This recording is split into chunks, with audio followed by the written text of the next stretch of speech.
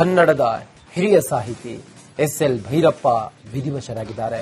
ರವೀಂದ್ರ ಕಲಾ ಕ್ಷೇತ್ರದಲ್ಲಿ ಅವರ ಸಾರ್ವಜನಿಕರ ದರ್ಶನಕ್ಕೆ, ಅವರ ಪಾರ್ಥಿವ ಶರೀರದ ಸಾರ್ವಜನಿಕರ ದರ್ಶನಕ್ಕೆ ಅವಕಾಶವನ್ನು ಕಲ್ಪಿಸಲಾಗಿದೆ. ಕೆಲವೇ ಕ್ಷಣಗಳಲ್ಲಿ ಅಂತಿಮ ದರ್ಶನವನ್ನ ಮುಖ್ಯಮಂತ್ರಿ ಸಿದ್ದರಾಮಯ್ಯನವರು ಪಡೆದುಕೊಳ್ಳುತ್ತಾರೆ. ರಾಜಕಾರಣಿಗಳು, ಚಲನಚಿತ್ರ ನಟರು, ಗಣ್ಯರು ನಮನವನ್ನು ಸಲ್ಲಿಸುತ್ತಾರೆ. ಇವತ್ತು ಮಧ್ಯಾಹ್ನ 2 ಗಂಟೆವರೆಗೂ ಕೂಡ ಅಂತಿಮ ದರ್ಶನಕ್ಕೆ ವ್ಯವಸ್ಥೆಯನ್ನ ಕಲ್ಪಿಸಲಾಗಿದೆ. ಮಧ್ಯಾಹ್ನ 3 ಗಂಟೆಗೆ ಮೈಸೂರಿಗೆ ಪಾರ್ಥಿವ ಶರೀರ ರವಾನೆಯಾಗುತ್ತೆ. ಸಂಜೆ 5 ಗಂಟೆಗೆ ಮೈಸೂರಿನ ಕಲಾಮಂದಿರದಲ್ಲಿ ಅಂತಿಮ ದರ್ಶನಕ್ಕೆ ವ್ಯವಸ್ಥೆಯನ್ನ ಮಾಡಲಾಗಿದೆ. ನಾಳೆ 10:30ಕ್ಕೆ ಮೈಸೂರಿನಲ್ಲೇ ಎಸ್.ಎಲ್. ಭೈರಪ್ಪ ಅವರ ಅಂತ್ಯಕ್ರಿಯೆಯನ್ನ ನಡೆಸಲಾಗುತ್ತೆ. ಚಾಮುಂಡಿ ಬೆಟ್ಟದ ತಪ್ಪಲಿನಲ್ಲಿ ಅಂತ್ಯಕ್ರಿಯೆಯನ್ನ ನಡೆಸಲಾಗುತ್ತೆ.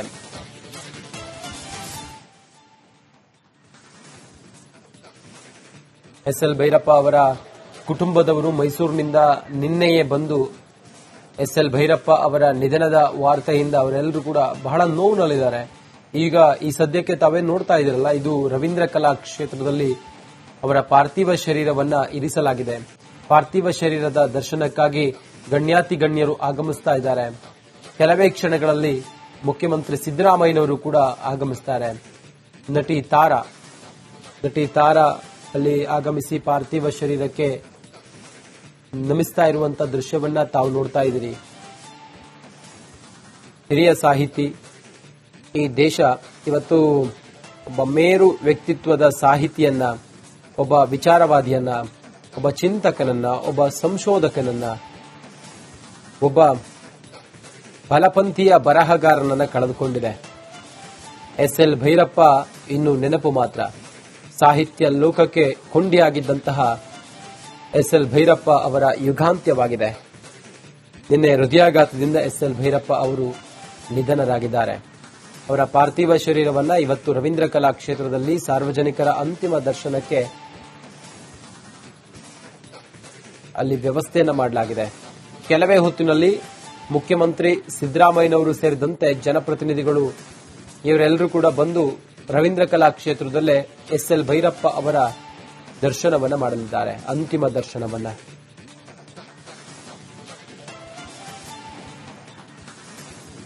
ಅಸ್ಮಿತೆಯ ಎಲ್ಲ ಭಾವನೆಗಳನ್ನು, ಕನ್ನಡ ಅಸ್ಮಿತೆಗೆ ಬೇಕಾಗಿರುವಂತಹ ಒಂದು ಮೇಲು ಕಲ್ಪನೆಯನ್ನು ಅದರ ಮುಖಾಂತರ ಇತಿಹಾಸ ಇರಲಿ, ಪುರಾಣ ಇರಲಿ ಅಥವಾ ಸಾಮಾಜಿಕವಾಗಿರಲಿ ಹೊಸ ದರ್ಶನಗಳನ್ನು ಕೊಟ್ಟಂತಹವರು ಎಸ್.ಎಲ್. ಭೈರಪ್ಪನವರು. ನಮ್ಮಂತಹ ಸಾಕಷ್ಟು ಜನರಿಗೆ ಸ್ಫೂರ್ತಿದಾತರು. 1955ರಿಂದ ಪ್ರಾರಂಭವಾದಂತಹ ಅವರ ಈ ಕಾದಂಬರಿ ಯಾನ ಉತ್ತರಾಖಂಡದವರೆಗೆ ಬಂದಿದೆ. ಪ್ರತಿಯೊಂದನ್ನು ಕೂಡ ನಾವು ಮತ್ತೆ ಮತ್ತೆ ಓದಬಹುದು ಅನ್ನುವಂತಹ ಒಂದು ದೀರ್ಘವಾದಂತಹ, ಅದ್ಭುತವಾದಂತಹ ಅಕ್ಷರ ಸ್ಪರ್ಶ. ಇಂತಹ ಒಬ್ಬ ತಪಸ್ವಿಯನ್ನ,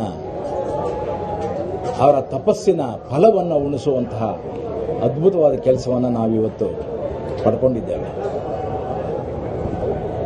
ಅಕ್ಷರ ಲೋಕ ಸದಾಕಾಲ ಕನ್ನಡದ ಈ ಸಾರಸ್ವತ ಸಂತನನ್ನ ನೆನೆಸ್ತಾನೇ ಇರ್ತಾರೆ. ಮರೆಯೋದಕ್ಕೆ ಸಾಧ್ಯವೇ ಇಲ್ಲ. ಮರೆಯೋದಾದರೂ ಹ್ಯಾಂಗ. ಮರುಹುಟ್ಟು ಪಡೆಯೋದು ಒಬ್ಬ ವ್ಯಕ್ತಿಗೆ ಅಥವಾ ಒಂದು ಆತ್ಮಕ್ಕೆ ಸಾಧ್ಯವೇ ಇಲ್ಲ. ಆದರೆ ಅವರ ಪ್ರತಿಯೊಂದು ಕಾದಂಬರಿಯಲ್ಲೂ ನಾವು ಮತ್ತೆ ಮತ್ತೆ ಅವರನ್ನು ಮರುಹುಟ್ಟು ಪಡಿತಾನೇ ಇರ್ತೇವೆ. ಮತ್ತೆ ಮತ್ತೆ ಅವರ ದರ್ಶನಗಳ ಜೊತೆಯಲ್ಲಿ ನಾವು ಬೆಳಿತಾನೇ ಇರ್ತೇವೆ. ಕನ್ನಡದ ಪ್ರತಿಯೊಂದು ವ್ಯಕ್ತಿಯು ಕನ್ನಡಿಗನಾಗಬೇಕಾದ್ರೆ ಇವರ ಇಡೀ ಸಾರಸ್ವತ ಲೋಕದ ಆ ಇಡೀ ಕೊಡುಗೆಯನ್ನು ನಾವು ಮತ್ತೆ ಮತ್ತೆ ಓದುವ ಹಾಗಾಗಬೇಕು. ಅದಕ್ಕಾಗಿ ಅವರದೇ ಆದಂತಹ ಒಂದು ಭಂಡಾರವೊಂದನ್ನು ಸೃಷ್ಟಿ ಮಾಡಬೇಕು. ಅದರ ಮುಖಾಂತರ ಎಸ್.ಎಲ್. ಭೈರಪ್ಪನವರ ಈ ಅಕ್ಷರ ಭಂಡಾರದಲ್ಲಿ ಕನ್ನಡಿಗರ ಪ್ರತಿಯೊಬ್ಬನ ಪ್ರವೇಶ ಆಗುವ ಹಾಗೆ ಮಾಡಬೇಕು. ಹಾಗಾದಾಗ ಮಾತ್ರ ಆ ಸಾರ್ಥಕತೆ ಉಳಿತದೆ. ಅವರಿಗೆ ಸಲ್ಲಿಸುವ ಗೌರವ ಮತ್ತು ಪ್ರೀತಿ, ವಿಶ್ವಾಸ ಇವೆಲ್ಲಕ್ಕೂ ಒಂದು ಬೆಲೆ ಇರ್ತದೆ. ಹಾಗಾಗಲಿ ಅಂತ ಆಶಿಸ್ತೇನೆ. ಎಲ್ಲಕ್ಕಿಂತ ಹೆಚ್ಚಾಗಿ ನನ್ನ ಮಾನಸ ಗುರುಗಳಿಗೆ ಶಿರಸಾಷ್ಟಾಂಗ ನಮನಗಳನ್ನು ಹೇಳ್ತೇನೆ. ಸದಾಕಾಲ ನಮ್ಮ ಹೃದಯದಲ್ಲಿ ಸ್ಫೂರ್ತಿ ನೆಲೆಯಾಗಿರುವ ನೀವು ನಮ್ಮನ್ನು ಬಿಟ್ಟು ಹೋಗಿಲ್ಲ, ನಮ್ಮೊಡನೆ ಇದ್ದೀರಿ. ನಮ್ಮ ಎಲ್ಲ ಕನ್ನಡಿಗರ ಒಡಲಲ್ಲಿದ್ದೀರಿ, ಮನದಲ್ಲಿದ್ದೀರಿ, ಸದಾಕಾಲ ಚಿರಂಜೀವಿಯಾಗಿದ್ದೀರಿ. ಕನ್ನಡ ಅಸ್ಮಿತೆಯ ಎಲ್ಲ ಭಾರತ ಮಾತೆಯ ಹೆಮ್ಮೆಯ ಮಗ ಲೇಖಕ ಎಸ್.ಎಲ್. ಭೈರಪ್ಪನವರು ಇನ್ನಿಲ್ಲ. ಅವರ ಕೊಡುಗೆ ಅಪಾರ. ಸಾಹಿತ್ಯ ಲೋಕಕ್ಕೆ ಮತ್ತು ನಮ್ಮ ಸಂಸ್ಕೃತಿ, ನಮ್ಮ ಧರ್ಮಕ್ಕೆ, ನಮ್ಮ ದೇಶಕ್ಕೆ ಸಾಹಿತ್ಯ ಲೋಕದ ಮೂಲಕ ಅಪಾರ ಕೊಡುಗೆಯನ್ನು ಕೊಟ್ಟಿರುವಂತಹ ಇಂಥ ಮಹಾನ್ ವ್ಯಕ್ತಿಯನ್ನ ನಾವು ಕಳ್ಕೊಂಡಿದ್ದೀವಿ. ಅವರ ಸ್ಥಾನವನ್ನ ಭರಿಸಲಿಕ್ಕೆ ಬಹಳ ಕಷ್ಟ. ಅವರ ಪ್ರೇರೇಪಣೆ ಮತ್ತು ಅವರ ಸಂದೇಶ, ಅವರ ಬರವಣಿಗೆಯ ಮೂಲಕ ಅವರು ಕೊಟ್ಟಿರುವಂತಹ ಒಂದು ಸಂದೇಶವನ್ನ ಎಲ್ಲಾ ಕಾಲದಲ್ಲೂ ಪ್ರಸ್ತುತವಾಗಿರುತ್ತೆ. ಅದನ್ನು ನಾವೆಲ್ಲ ಕಡೆನೂ ಹರಡಿಸಬೇಕು ಮತ್ತು ಅದನ್ನು ಅಳವಡಿಸಿಕೊಳ್ಳುವಂತ ಕೆಲಸಗಳು ನಮ್ಮಿಂದ ಆದಾಗ ಮಾತ್ರ ನಿಜಕ್ಕೂ ಅವರು ಕೊಟ್ಟಂತ ಈ ಕ್ಷಣಕ್ಕೆ ಭೈರಪ್ಪನವರು ಹೋಗಿದ್ದಾರೆ ಅಂತ ನನಗೆ ಅನಿಸ್ತಿಲ್ಲ. ಯಾಕಂದ್ರೆ ಅವರ ಕೃತಿಗಳ ಮೂಲಕ ನಮ್ಮ ಜೊತೆಗೆ ಜೀವಂತವಾಗಿದ್ದಾರೆ. ನಾವೆಲ್ಲ ಮಾಡಬಹುದಾದ ಕೆಲಸ ಅವರನ್ನ ಮತ್ತಷ್ಟು ಓದುವುದು, ಮಗದಷ್ಟು ಓದುವುದು, ಮತ್ತಷ್ಟು ಅವರನ್ನ ಜೀವಂತವಾಗಿ ನಮ್ಮ ಜೊತೆಗೆ ಉಳಿಸ್ಕೊಳ್ಳೋದು ಅಂತ ಅಂದ್ಕೊಂಡಿದ್ದೀನಿ.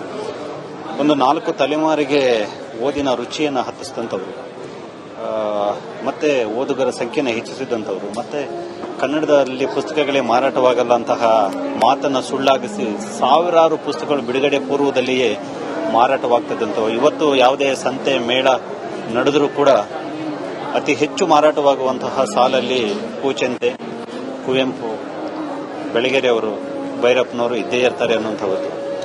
ಅವರ ಕೃತಿಗಳ ಮೂಲಕ ನಮ್ಮ ಜೊತೆಗೆ ಜೀವಂತವಾಗಿದ್ದಾರೆ. ಅವರು ತುಂಬ ಜೀವನ ನಡೆಸಿದರೆ, ಅದರಲ್ಲೂ ಮುಖ್ಯವಾಗಿ ಕೊನೆಗಾಲದಲ್ಲಿ ಅವರು ಮಾಡಿದಂತಹ ಅವರ ಊರಿನ ಕೆರೆ ಜೀರ್ಣೋದ್ಧಾರ ಒಂದು ಯುವ ಸಮೂಹಕ್ಕೆ ಬಹಳ ದೊಡ್ಡ ಒಂದು ಉದಾಹರಣೆ, ಎಕ್ಸಾಂಪಲ್ ಸೆಟ್ ಮಾಡಿದ್ದಾರೆ. ನಾವೆಲ್ಲ ಹಳ್ಳಿಗಳ ಕಡೆಗೆ ಹೋಗಬೇಕು, ನಮ್ಮ ಬೇರುಗಳನ್ನು ಉಳಿಸ್ಕೋಬೇಕು. ಮತ್ತೆ ಅವ್ರು ಹೇಳ್ತಾರೆ, ಮನುಷ್ಯನ ಅತ್ಯಂತ ಕೆಟ್ಟ ಸ್ಥಿತಿ ಏನು ಅಂತಂದ್ರೆ, ನಮ್ಗೆ ಯಾವಾಗೋ ನಮ್ಮೂರಿಗೆ ಹೋಗ್ಬೇಕು ಅನ್ನಿಸ್ದಾಗ ನಮ್ಗೆ ಅಲ್ಲಿ ಏನು ಇಲ್ಲ ಅನ್ನುವಂಥದ್ದು ಬಹಳ ಕೆಟ್ಟ ಸ್ಥಿತಿ ಅನ್ನೋ ಮಾತನ್ನು ಅವ್ರು ಹೇಳಿದರು. ಅಂದ್ರೆ ಅದರ ಅರ್ಥ ನಾವು ಹಳ್ಳಿಗಳಲ್ಲಿ ನಮ್ಮ ಬೇರೆಗಳನ್ನ ಎಷ್ಟು ಗಟ್ಟಿಯಾಗಿ ಇಟ್ಕೋಬೇಕು ಅನ್ನೋಂಥದ್ದು. ನಾನು ಅದನ್ನ ಶಿರಸಾವಹಿಸಿ ಪಾಲಿಸ್ತಾ ಇದ್ದೇನೆ. ಅದೊಂದು ಮಾತು ಯುವಕರಿಗೆ ಸ್ಫೂರ್ತಿ ಆಗಬೇಕು ಅಂತ ಹೇಳಿ ಆಶಿಸ್ತೇನೆ. ಅವರ ಆತ್ಮಕ್ಕೆ ಶಾಂತಿ ಕೊಡ್ತೇನೆ. ಮತ್ತೆ ಅವರನ್ನ ಮತ್ತಷ್ಟು ಜೀವಂತಗೊಳಿಸಿಕೊಳ್ಳೋ ಪ್ರಯತ್ನ.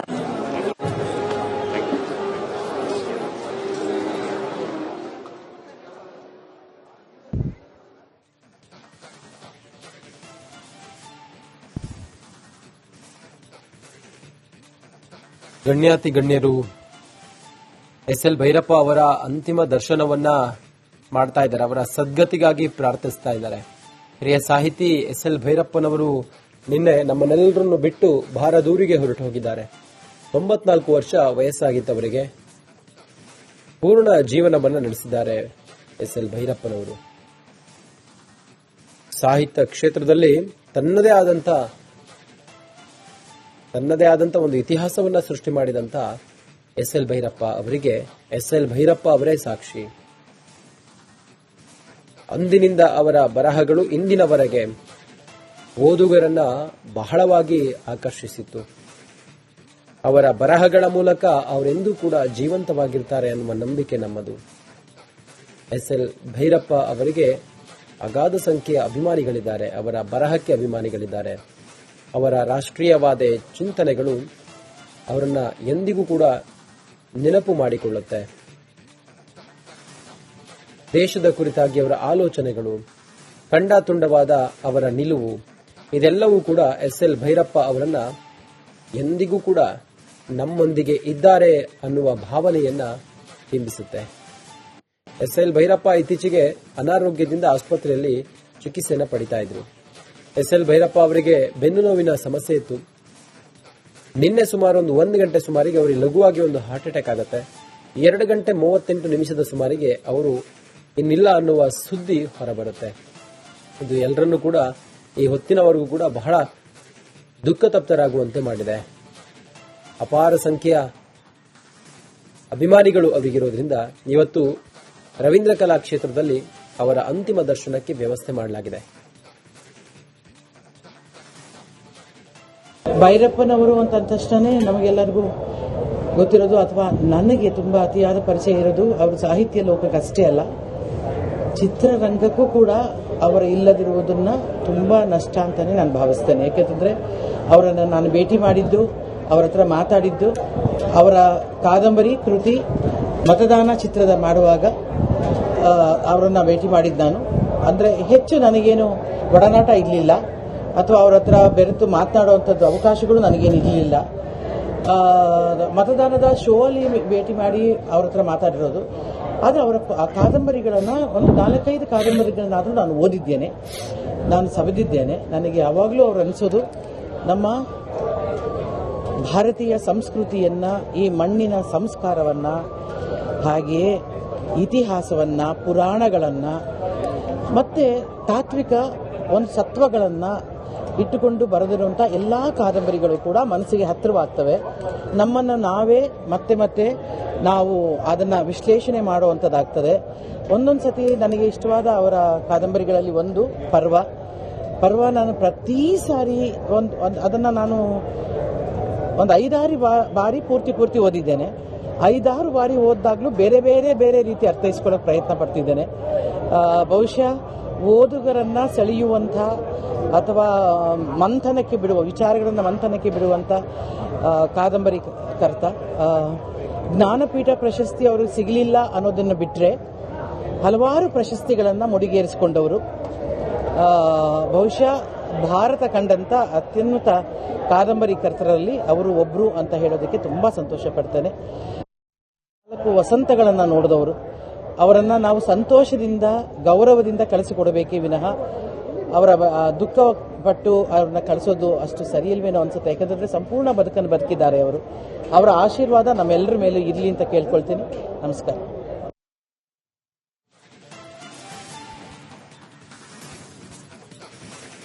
ರಾಜಕೀಯ ನಾಯಕರು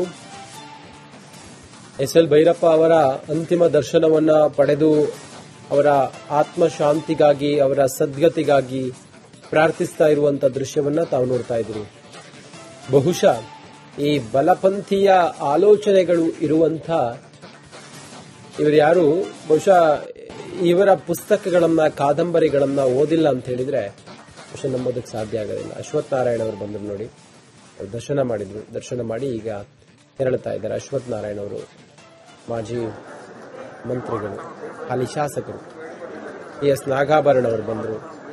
ಹಾಗೆ ನೋಡಿ, ನೀವು ಗಮನಿಸ್ತಾ ಇದ್ದೀರಲ್ಲ, ಅಂತಿಮ ದರ್ಶನಕ್ಕೆ ವ್ಯವಸ್ಥೆಯನ್ನು ಮಾಡಿದ್ದಾರೆ.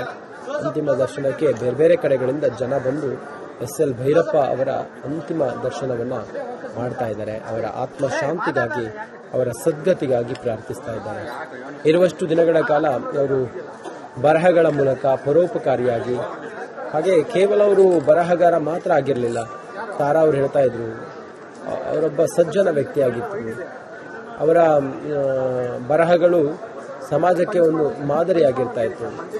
ಅವರ ಬರಹಗಳಿಂದಲೇ ಅವರು ತಾನೇನು ಅಂತೇಳಿ ಗುರುತಿಸಿಕೊಂಡಂಥ ವ್ಯಕ್ತಿ. ಆನಂತರ ತನ್ನೂರಿಗೊಂದು ಕೆರೆಯ ಅವಶ್ಯಕತೆ ಇದೆ ಅಂತ ಹೇಳಿದಾಗ ಆ ಕೆರೆಯನ್ನು ನಿರ್ಮಾಣ ಮಾಡಿದಂಥ ವ್ಯಕ್ತಿ ಎಸ್.ಎಲ್. ಭೈರಪ್ಪ ಅವರು. ಅವರಿಗೆ ಇವತ್ತು ಅಪಾರ ಸಂಖ್ಯೆಯ ಅಭಿಮಾನಿಗಳಿದ್ದಾರೆ. ಅವರ ಪುಸ್ತಕದ ಓದುಗರಿದ್ದಾರೆ. ಅವರ ಬರಹಗಳನ್ನು ಪ್ರೀತಿ ಮಾಡುವಂಥ ಅವರ ಪ್ರೀತಿ ಪಾತ್ರರು ಕೂಡ ಇದ್ದಾರೆ. ಅವರು ಬದುಕಿದ ರೀತಿಯೇ ಒಂದು ಸಜ್ಜನ ವ್ಯಕ್ತಿತ್ವ ಅವರದ್ದು. ಪದ್ಮಶ್ರೀ ಪ್ರಶಸ್ತಿಯನ್ನು ಮುಡಿಗೇರಿಸಿಕೊಂಡವರು, ಸರಸ್ವತ ಪ್ರಶಸ್ತಿಯನ್ನು ಪಡ್ಕೊಂಡವರು, ಪಂಪಾ ಪ್ರಶಸ್ತಿಯನ್ನು ಪಡೆದುಕೊಂಡಂಥ ಮೇರು ವ್ಯಕ್ತಿತ್ವದ ಎಸ್.ಎಲ್. ಭೈರಪ್ಪ ಇನ್ನು ನಿಮ್ಮ ನಡುವೆ ಇಲ್ಲ. ಎಸ್.ಎಲ್. ಭೈರಪ್ಪನವರು ಇನ್ನು ನೆನಪು ಮಾತ್ರ. ಸಾಹಿತ್ಯ ಕ್ಷೇತ್ರಕ್ಕೆ ಬಹುಶಃ ಎಸ್.ಎಲ್. ಭೈರಪ್ಪನವರ ಈ ನಿಧನದ ವಿಚಾರ ಒಂದು ಅರಗಿಸಿಕೊಳ್ಳದಾಗದಂಥ ಒಂದು ವಿಚಾರ ಆಗಿದೆ.